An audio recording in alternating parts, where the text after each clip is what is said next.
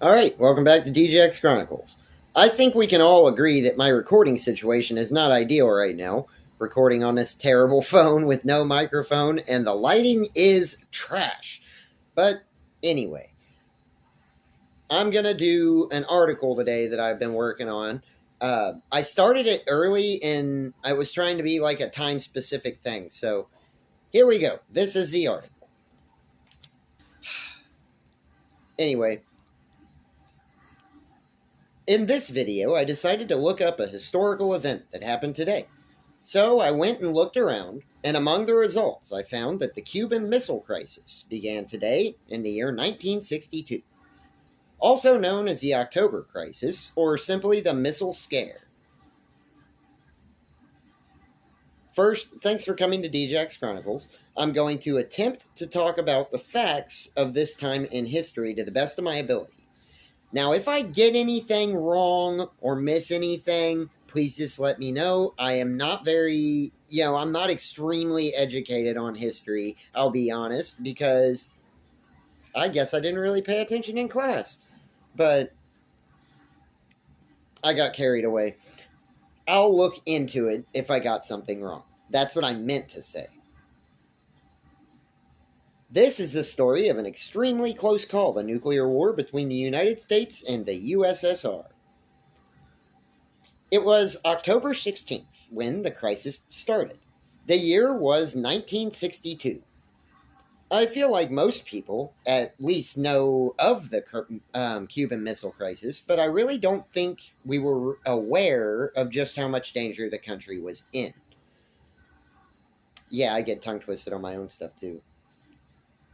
It was 13 extremely long days of negotiations between the United States and the Soviet Union. First off, this all started after America decided to deploy nuclear missiles in both Italy and Turkey. Well, surprise, the Soviets did likewise. Only they decided to deploy some missiles of their own in Cuba. That's like 80 to 90 miles from Florida. This, America would not tolerate. This was a fear-inducing observation because the missiles were well within range to strike almost the entire eastern seaboard of the United States. That was a major power move by Khrushchev.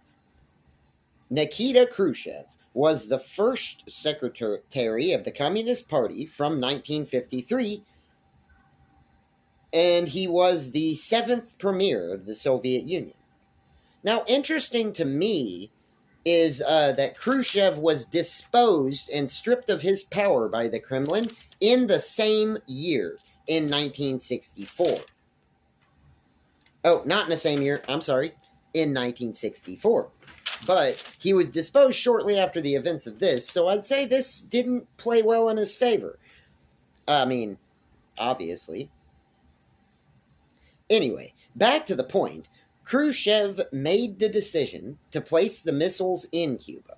But of course, we can't entirely shift the blame because our president, who was Kennedy back then, had already raised tensions between the US and Cuba. With that being said, we'll just have to look a little further back in time to the Bay of Pigs invasion in April of 1961. The United States funded and directed the Cuban Democratic Revolutionary Front to land their military on the southwestern coast of Cuba. Although it was a failed military landing operation, its failure directly led to our sour relations with the Soviet Union in the first place. Now, back forward in time to 1962 again, an American U-2 spy plane managed to photograph nuclear missile sites being built by the Soviets on the island.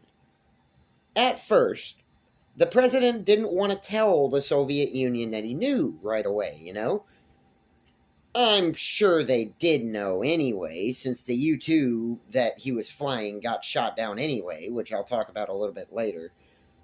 But Kennedy met with his advisors for several days to discuss this problem in private. But after this time, Kennedy decided to respond by placing a naval blockade around Cuba in order to prevent any more supplies from reaching them. He also demanded the removal for the missile sites and other missiles that were already in place on that island. And clearly, Khrushchev said, no, I'm not going to do that at first. But then after all of this, October 22nd, Kennedy told the American people about the standoff of nuclear power in a televised address. As I already stated, the U.S. was in a state of panic because nobody knew how the Soviets would respond to our blockade. With all this buildup, nobody really expected the Soviet Union or the U.S. to relent. However, both nations managed to come to a realization and saw the possible devastation that would be caused by a nuclear war between these two world powers. And the Soviets did finally agree to dismantle their weapons sites in exchange for a pledge that the United States would not invade Cuba, and were forced to remove their nukes from Turkey. Now, honestly, I would assume Italy as well, but I didn't see anything corroborating that, so I'm just saying Turkey. With that, these tensions finally subsided by October 29th. And the October missile scare was brought to a peaceful end, and all possible devastation was brought to a close. Luckily, there could have been billions of casualties, yet there was only one to my knowledge, and that was Anderson. The American pilot who was flying the spy plane was killed when the aircraft was shot down in Cuban airspace. Also, I wanted to follow up. This peaceful resolution of the standoff went down in history as one of President Kennedy's greatest achievements. As I said earlier, in this piece, why did I do that? As I said earlier in this piece, Khrushchev was disposed as premier very shortly thereafter. So that's all the information that I have here. Thanks for watching the video, and I really hope that somebody somewhere enjoyed it. I'll see you next time. I will post sources because I got it from a couple of places, I'll be honest. I'll see you next time.